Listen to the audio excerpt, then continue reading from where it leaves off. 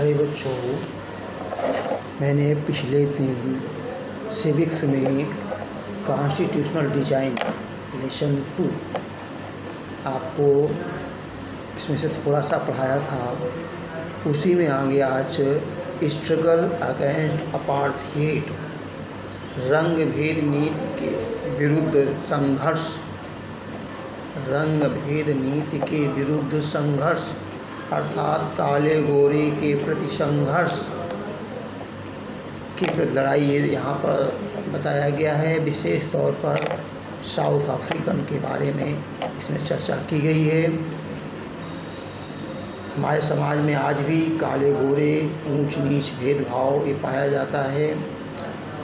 ये हमारे लिए कानून के आधार पर अवैधानिक है, इल्लीगल है। इसी के बारे में आज पढ़ना है। लिखा है, apartheid was a system based on racial discrimination which was in practice in South Africa. South African के बारे में। It was unique to the country. It was initiated by the white people of Europe. कहने का मतलब क्या है? ये रंग भेद के लिए सिस्टम पद्धति किस पर डिपेंड थी? ऑन द रेसिकल डिस्क्रिमिनेशन, भेदभाव, भेद से नीचा दिखाने की भावना। और कैसा भेदभाव अभी आपको आगे रिश्व करेंगे। कहते हैं it was unique to the country, एक विशेष पहचान यूनिक थी। It was initiated by the wild people of Europe. The European trading rulers enslaved South Africa. The European trading rulers,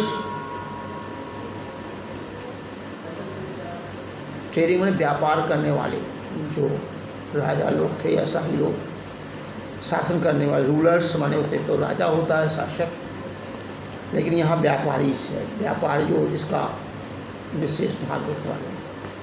इनस्लेव्ड south Africa, जो साउथ अफ्रीका में थे, दास का व्यापार करते थे। A large number of white people settle in South Africa. White people, अधिक संख्या में लोग पाए south Africa. The white rulers began to implement the policy of racial discrimination and divided the people on the ground of the color of the skin. साफ साफ लिखा है, colour of the skin, skin के colour के आधार पर बांट रखा था। The black constituted 3/4 of the total population in Africa, South Africa. जो ब्लैक वाले जो थे कितने थे? कहते हैं 3/4 of the total population in South Africa. अब देखिए,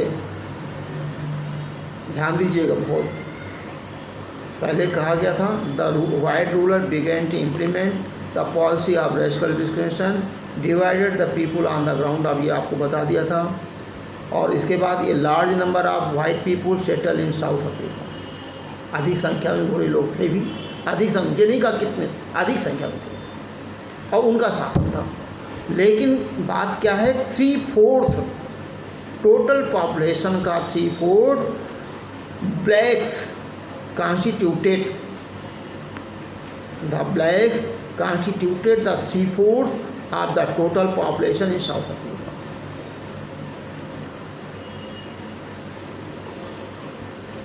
Beside the whites and the blacks, a number of mixed people also lived there, which were called people of colored skin. क्या कहते हैं? ध्यान दें। whites and blacks, a number of mixed people जो यहाँ रहते थे, तो कहते पीपुल आल्सो लिव देयर, वहाँ सासा रहते थे, live there, which were called people of colour skin, जहाँ सासा रहते थे कलर स्किन वाले बोले जाते थे, कलर वाले। अब आगे देखिए क्या है, कैसे एक्स्ट्रा शॉर्ट में देखें थोड़ा सा। ट्रीजन क्या कहता होता है, what is the treason? To make an attempt for coup। Racial discrimination क्या होता है? A system of government between 1948 and 1989 which meted out to the blacks on inhuman treatment and segregated them from the whites on the basis of racial discrimination. It was known as apartheid policy.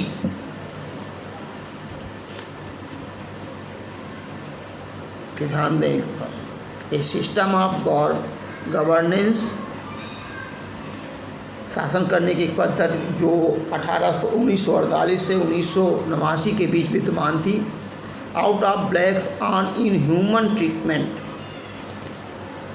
And segregated them from the whites, जो गोरे लोगों द्वारा पृथक की जाती थी on the basis of racial discrimination, जन्मजात के आधार पर उन्हें नीचा दिखाया जाता था। It was known as apartheid policy, इसे अपार्थाइड पॉलिसी के नाम से जानते हैं।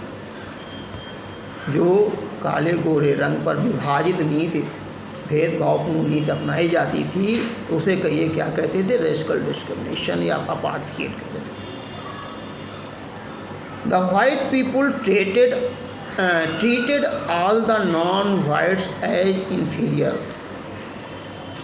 The white people treated all the non-whites as inferior. In this system of apartheid, the blacks had no voting rights. It was oppressive for the natives of the country. The blacks could not live in the white areas. They could work there only with a permit, जहाँ वहीं काले लोग गोरे लोग यहाँ काम कर सकते थे, नहीं तो उनको अलग ही रहना पड़ता था। और इनके लिए यहाँ तक टॉयलेट बाथरूम भी अलग अलग होते थे जहाँ सरकारी जगह होती। All the public places, देखिए public art service areas, train, buses, hotel, hospital, school, college, library, cinema houses, bridges, swimming pool, public toilet were separated for the white and blacks. काले गोरों के लिए अलग अलग बाथरूम टॉयलेट होते थे, swimming pool होते थे।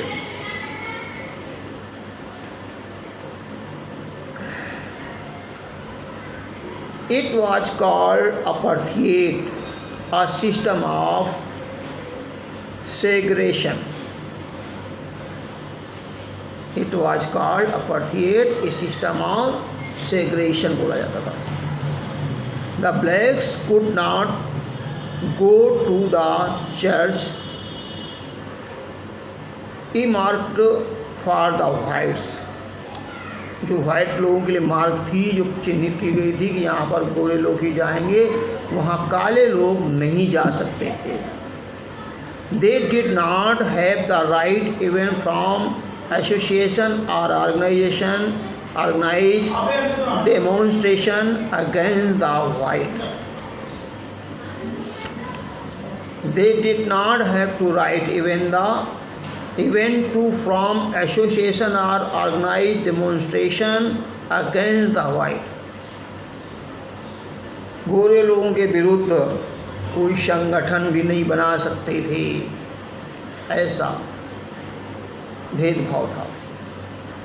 Formation of African national Congress.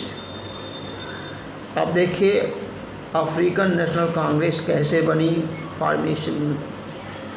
In the beginning of 1950, the blacks and the Indians started their fight against the policy of racial discrimination. इस भेदभावपूर्ण नीति के प्रति अफ्रीकी और भारतीयों ने मिलकर लड़ाई शुरू की, फाइट अगेंस्ट, विरुद्ध. They began with the sit-ins and demonstration.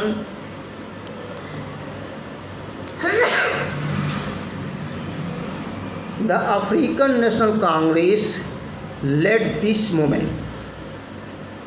The labor unions, the communist and the sympathizers supported this movement against the policy of racial discrimination.